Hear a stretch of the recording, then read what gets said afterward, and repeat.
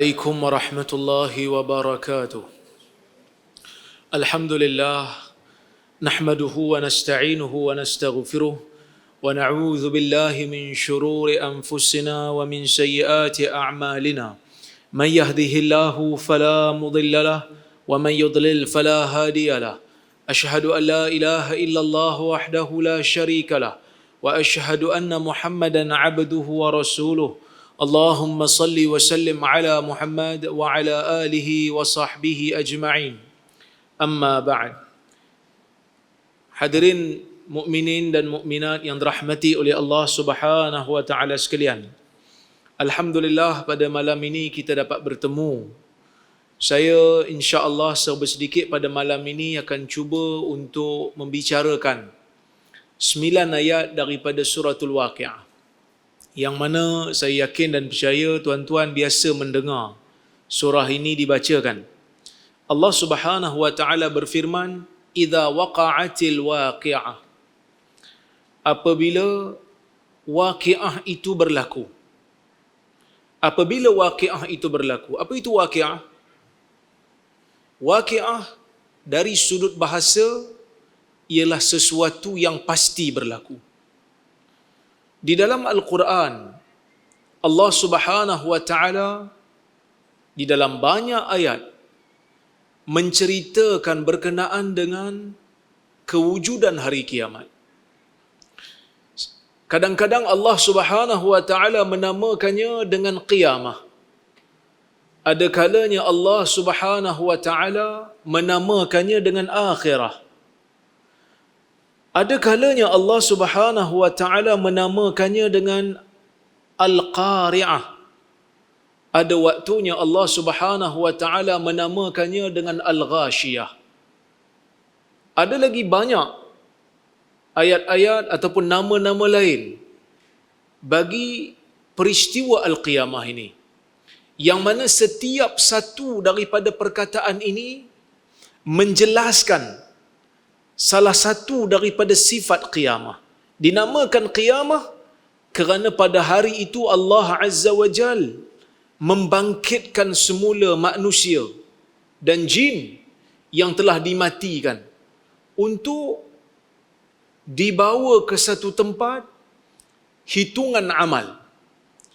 Dinamakan Al-Akhirah kerana inilah hari pengakhiran, destinasi bagi manusia dan jin yang Allah Subhanahu wa taala bebankan ke atas mereka hukum dan hakam supaya mereka menerima sama ada balasan baik ataupun buruk. Dinamakan dengan nama Al-Ghashiyah. Maksud Al-Ghashiyah sesuatu yang meliputi. Kenapa Al-Ghashiyah dinamakan Al-Ghashiyah? Kerana sifat hari kiamat itu apabila ia turun, ia meliputi semua makhluk yang ada. Kehancuran itu berlaku, tidak ada siapa pun yang akan terlepas. Hari ini kalau kita tengok bencana alam berlaku. Kan, kalau kita tengok bencana alam, banjir umpamanya. Tahun lepas, hujung tahun, Shah Alam kena banjir. Bila Shah Alam kena banjir, sebahagian sempat keluar. Bila dia tahu nak banjir, dia keluar. Dia lari, pergi tempat yang lebih tinggi. Yang tak sempat keluar, cuba untuk lari ke atas bumbung. Tempat yang lebih tinggi, untuk lari daripada air. Tuan-tuan, itulah sifat manusia. Bila datang sesuatu yang dia rasa bahaya, dia akan cuba lari untuk menyelamatkan diri. Tapi hari kiamat ini, apabila ia datang, tak ada siapa boleh lari. Tuan-tuan cuba bayangkan satu kehancuran yang kita tak ada tempat nak lari. Cuma mujurlah ada hadis bagi tahu orang-orang yang beriman ini akan mati dulu sebelum berlakunya kehancuran kiamat ataupun kehancuran dunia. Kita bila dengar ni kadang-kadang rasa lega. Sebab Nabi sallallahu alaihi wasallam kata Allah Subhanahu wa taala akan hantar akan hantar angin yang halus, yang berbau wangi.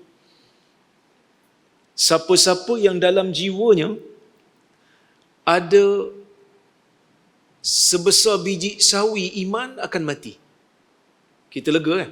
Oh, kita tak dapat tengok hari kiamat, kita mati dulu. Tapi jangan confident sangat.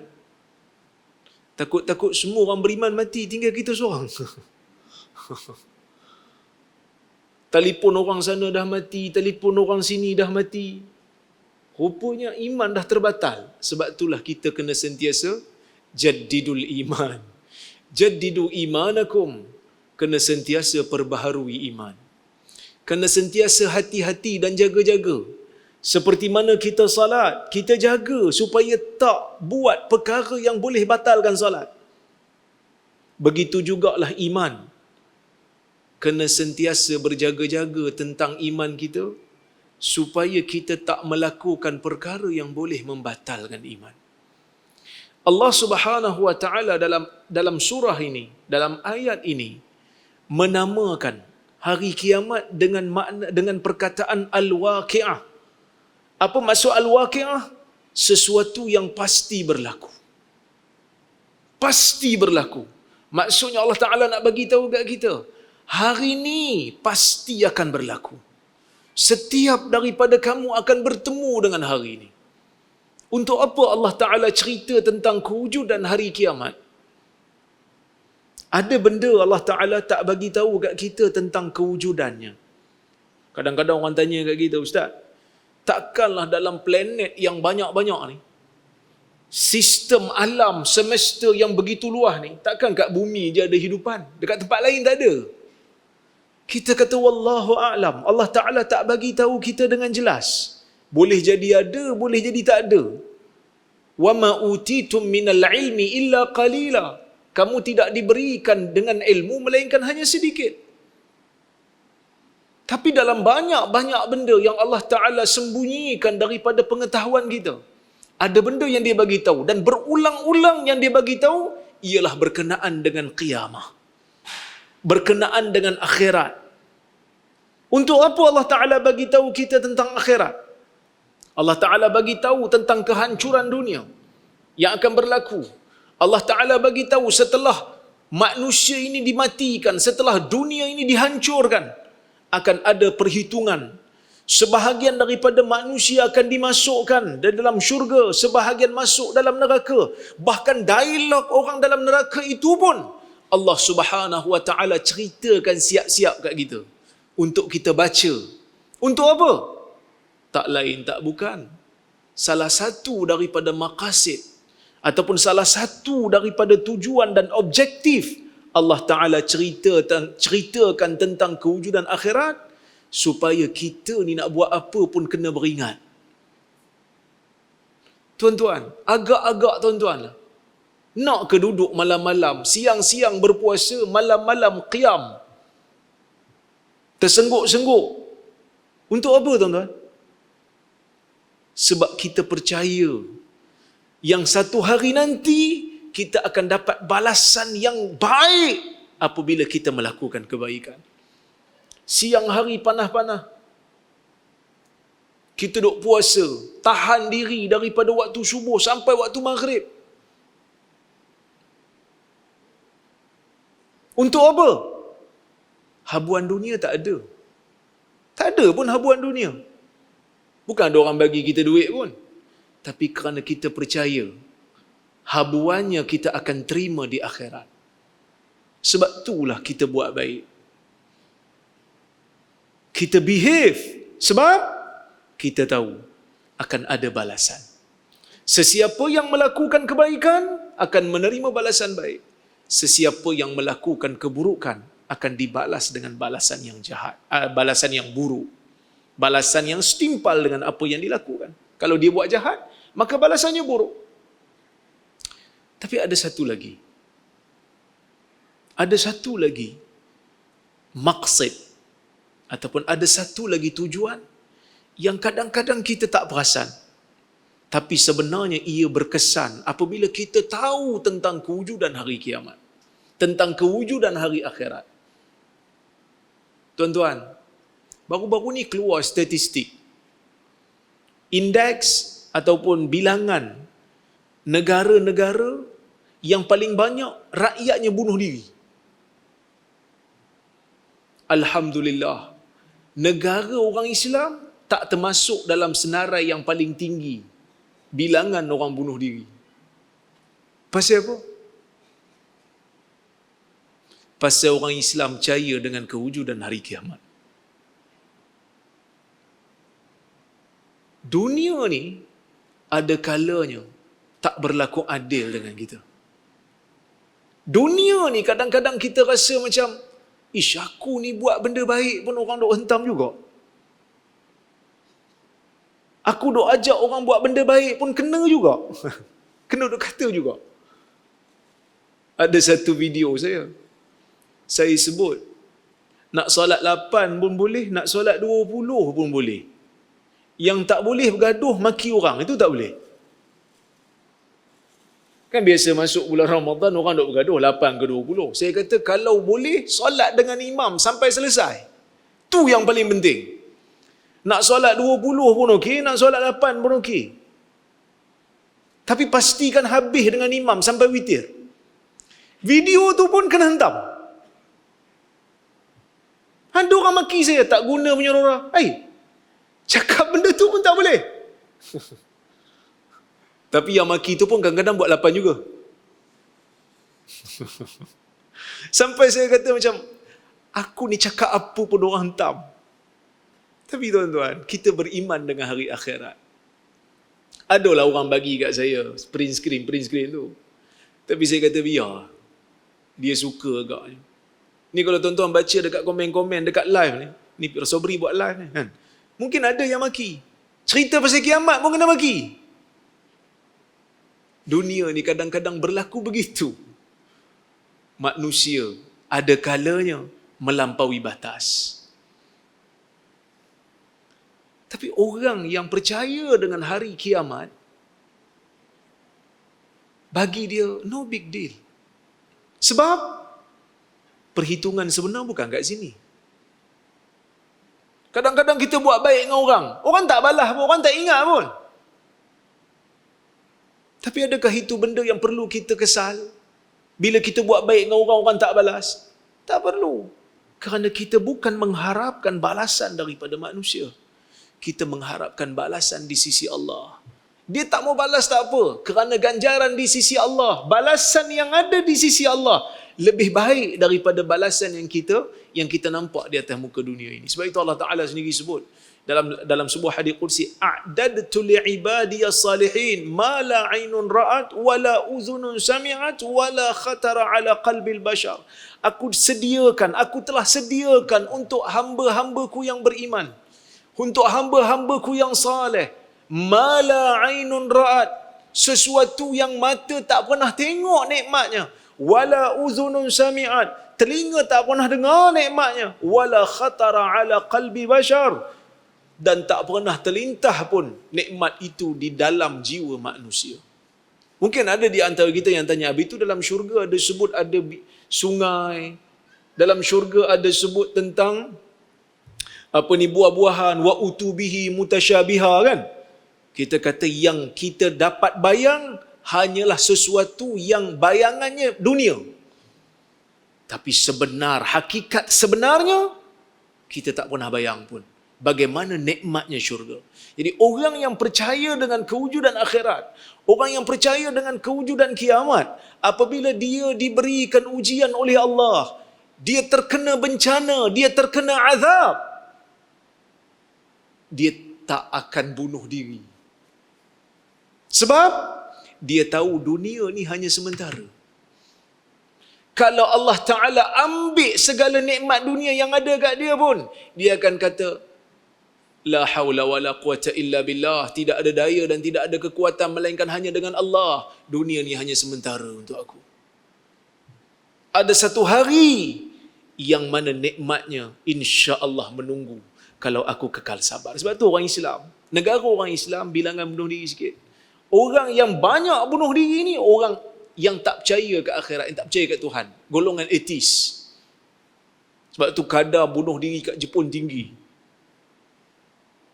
Sebab bila hilang dunia, dunia hilang daripada dia. Nikmat hilang daripada dia. Apa lagi dia nak harap? Akhirat dia tak percaya. Bunuh diri. Jadi tuan-tuan dan puan-puan rahmati Allah sekalian, maka sebab tu Allah Ta'ala cerita tentang kewujudan akhirat. Supaya orang mukmin menjadikan kewujudan akhirat yang pasti itu terapi untuk memujuk diri supaya kekal sabar, bertahan sehingga kita dapat bertemu dengan Allah Azza wa Jalla. Bagi siapa yang buat jahat, ia merupakan satu amaran dan ancaman supaya beringat kamu akan bertemu dengan Allah. Kamu akan berinteraksi direct dengan Allah. Ma minkum illa sayukallimuhu rabbuhu yaumal qiyamah laisa bainahu wa bainallahi tarjuman. Hadis riwayat Muslim. Tidak ada seorang pun daripada kamu melainkan Tuhan akan berbicara dengan dia. Tuhan akan bercakap dengan dia. Tak ada siapa yang menjadi perantara ataupun jurubahasa. Kita akan bercakap dengan Allah Azza wa Jal di hari kiamat nanti. Kemudian Allah Ta'ala kata, laisa liwaqa'atiha kadhibah. Tidak ada sesiapa pun yang dapat mendustakan tentang kewujudan hari kiamat itu yang pasti akan berlaku. Tak ada siapa pun kata, bohong, tak boleh. Al-Imam Al-Fakhrur Razi, dalam tafsir dia kata, berkemungkinan ayat ni bermaksud, laisa liwaqa'atiha kadhibah. Tidak ada siapa pun yang dapat mendustakan tentang kewujudan ataupun berlakunya kiamat ni, sehinggalah pendusta besar pun tak mampu untuk mengatakan kiamat ni bohong. Tak mampu. Ada juga yang kata, punya besarnya, punya dahsyatnya hari kiamat ni bila berlaku, siapa-siapa yang kata ini bukan kiamat ni, dia dianggap sebagai pendusta yang besar. Kemudian Allah Ta'ala kata, khafidatur rafi'ah. Khafidatur rafi'ah. Yang ni ulama tafsir ada beza pendapat sikit. Ada yang kata khafidatur rafi'ah ni, maksud dia sifat yang kembali kepada waqi'ah. Khafidah, rafi'ah. Khafidah maksudnya yang menurunkan. Rafi'ah yang mengangkat. Hari kiamat akan menurunkan darjat manusia. Dan hari kiamat juga akan meninggikan darjat manusia. Mungkin dalam dunia darjat manusia tinggi, maka dia sombong, maka dia zalim. Bila sampai ke negeri akhirat, hari akhirat itu akan khafidah, akan menjadi perendah. Akhirat akan merendahkan darjat dia. Kan dalam Quran Allah Ta'ala sebut, walau tara idzil mujrimuna nakisu ru'usihim 'inda rabbihim. Kalau kamu melihat orang-orang yang jahat itu, nakisu ru'usihim 'inda rabbihim, tunduk kepala mereka di sisi Tuhan mereka. Dalam dunia, mereka lah yang paling angkat kepala sekali, yang paling memanjangkan tengkuk, sombong. Tapi bila sampai negeri akhirat, Allah Subhanahu wa Ta'ala kata, nakisu ru'usihim 'inda rabbihim. Mereka akan tundukkan kepala, merendahkan diri di hadapan Allah, rayu supaya Allah Subhanahu wa Ta'ala kembalikan mereka ke dunia untuk beramal saleh. Rabbana absarna wa sami'na farji'na na'mal salihah inna muqinun. Wahai Tuhan, kami dah tengok dah, kami dah dengar dah, kembalikanlah kami ke dunia. Na'mal salihah, kami nak beramal saleh, kerana sekarang kami telah pun yakin. Ada juga yang kata khafidatur rafi'ah bukan sifat bagi kiamat, tapi sifat bagi kadhibah. Kan kita kata tidak ada yang dapat mendustakan tentang berlakunya kiamat, Tak boleh orang yang mendusta, yang cuba pusing cerita. Sesuatu yang rendah ditinggikan, sesuatu yang tinggi direndahkan. Tapi pada hari berlakunya kiamat, tak ada siapa yang boleh pusing hakikat dengan mengatakan yang ni bukan kiamat, yang ni cerita biasa. Tak boleh. Tak akan boleh. Kerana ia adalah satu hakikat. Iza rujjatil ardu rajja. Apabila bumi itu diberikan dengan satu goncangan yang dahsyat. Wa bussatil jibalu bassa. Bukit menjadi hancur. Fakanat haba'am mumbassa. Bukit menjadi debu. Tuan-tuan, agak-agak macam mana keadaannya? Bukit yang besar jadi debu. Haba' ni, kalau tuan-tuan tengok dekat matahari, cahaya matahari waktu siang, tuan-tuan akan nampak ada debu-debu yang berterbangan. Itu haba'. Bukit menjadi seperti debu. Bagaimana goncangan yang akan berlaku? Sehingga kan dalam suratul Hajj, Allah Subhanahu wa taala kata, orang yang mengandung pun akan menggugurkan kandungan. Orang yang menyusukan anak akan lupakan anak yang disusukan. Dan kamu melihat manusia itu mabuk. Wa taran nasa sukara wa ma hum bisukara. Kamu nampak manusia macam mabuk, tapi bukan sebab mabuk minum arak. Mabuk disebabkan goncangan yang terlalu dahsyat. Jadi ayat seperti ini memberikan kita rasa takut. Sebenarnya surah ni disusun lepas daripada surah Ar-Rahman. Surah Ar-Rahman, Allah Ta'ala cerita tentang nikmat, supaya kita syukuri nikmat. Allah Ta'ala susuli dengan surah Al-Waqi'ah yang menceritakan tentang bagaimana dunia itu dihancurkan. Nak beri kita satu isyarat. Betul, Allah Ta'ala bagi kamu nikmat yang pelbagai dalam dunia. Tapi nikmat itu akan berakhir. Nikmat itu nanti akan hancur. Kemudian baru Allah Ta'ala cerita, wa kuntum azwajan salasah. Kamu akan menjadi 3 puak. Kamu akan ada 3 kumpulan. Manusia ni secara umum akan berada pada 3 kumpulan. Fa ashabul maimanati ma ashabul maimanah. Ada satu golongan yang dipanggil sebagai golongan kanan. Wa ashabul mash'amati ma ashabul mash'amah. Dan ada satu lagi yang dipanggil sebagai golongan kiri. As-sabiqun as-sabiqun.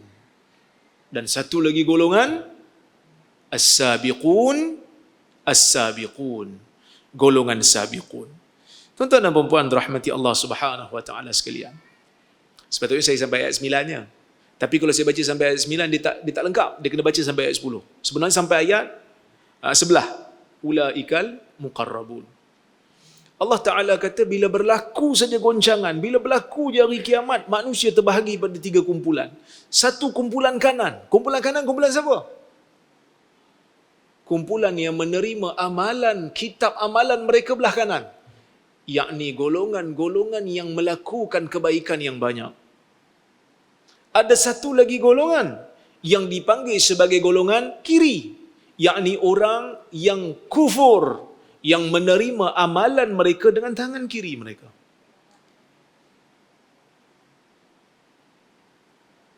Ada satu lagi golongan yang dipanggil sebagai golongan as-sabiqun. Siapa golongan sabiqun? Allah Ta'ala kata ulaikal muqarrabun. Mereka inilah golongan muqarrab, yang dekat. Apa maksudnya? 3 golongan. Satu golongan yang paling dekat dengan Tuhan. Yang ni yang disebutkan oleh ulama tafsir. Al-Anbiya was-Siddiqun. Golongan-golongan para Anbiya dan orang-orang yang saleh yang membenarkan dakwah Nabi SAW. Ini golongan yang paling hampir dengan Allah Azza wa Jal. Ada satu lagi golongan yang dipanggil sebagai golongan kanan.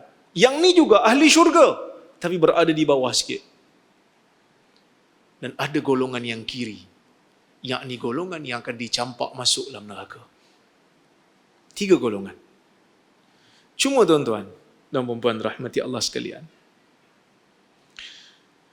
kenapa Allah Subhanahu wa taala mengkemudiankan golongan sabiqun? Sedangkan golongan sabiqun inilah golongan yang paling utama, tapi diletak di belakang. Al-Imam Fakhr Razi dalam kitab tafsir dia kata ayat ni Allah Ta'ala mulakan nak bagi takut dulu. Sebab surah sebelum cerita pasal nikmat, cerita pasal kurniaan Allah, suruh kita bersyukur. Tapi Islam ni bukan hanya datang suruh buat baik je. Bukan hanya sekadar itu. Kena ada juga cegah benda mungkar. Kena ada juga cegah benda mungkar. 2-3 hari ni ramailah orang hantar mesej kat saya. Dekat Facebooknya, dekat WhatsAppnya. Bila saya ada tegur sikit, mana-mana ustaz yang tersilap, kan? Tegur sikit lah. Tapi dia katalah, tak ada kerja lain ke? Bulan-bulan puasa ni saya nak buat dosa je, dia kata. Janganlah dengki sangat dengan ustaz lain. Saya kata, bila masa saya dengki, kalau ada tu, saya tegur je. Tapi memang ada manusia tak selesa dengan teguran. Manusia yang tak selesa bila kita betulkan satu benda yang tak betul. Kita kata benda tak betul tu, tolong betul kan? Ada orang marah. Tapi Islam tu berjalan macam tu lah. Ayat surah sebelum suruh kita syukur dengan nikmat, suruh buat benda baik. Tapi bukan hanya sekadar tu. Allah Ta'ala datangkan surah kemudian ini, surah datang selepas surah Ar-Rahman ini, Allah Subhanahu Wa Ta'ala nak bagi tahu, kalau kamu kufur dengan nikmat yang Allah Ta'ala bagi, kamu kena tahu adanya hari kiamat. Dan orang-orang yang ditujukan surah ini lebih utama ialah orang yang banyak melakukan kerosakan di bumi. Maka sebab itu muqarrabun, as-sabiqun diletakkan di belakang. Sebab kamu orang yang banyak melakukan kerosakan, kamu kena tahu akan ada 3 kumpulan. Satu kanan, satu kiri. Kalau kamu nak dapatkan selamat, kamu jadi yang kanan. Kerana nak jadi muqarrabun ni jauh lagi. Sebab kamu jahat. Itu merupakan satu nasihat yang kita kata secara tidak langsung, secara tersirat Allah Ta'ala bagi. Kenapa dikemudiankan as-sabiqun ini? Kerana kalau golongan yang kufur nikmat yang Allah Ta'ala bagi, melakukan maksiat yang banyak, jangan kata muqarrabun. Dia kena usaha diri dia untuk menjadi golongan kanan dulu. Maimanah dulu. Maka sebab itu dikemudiankan as-sabiqun. Jadi tuan-tuan dan puan-puan rahmati Allah sekalian, masa pun dah cukup. 20 minit je dia berkata. Jadi saya pun cukuplah 20 minit, 10-20 orang. Mudah-mudahan ada kebaikan daripada apa yang saya sampaikan pada malam ini. Jam tu lambat. Jam saya dah 10.25. Mudah-mudahan Allah Subhanahu Wa Ta'ala rahmati kita semua. Saya mohon maaf terkasar bahasa tersilap kata. Aqulu qawli hadha wa astaghfirullahal azim li wa lakum. Wassalamualaikum warahmatullahi wabarakatuh.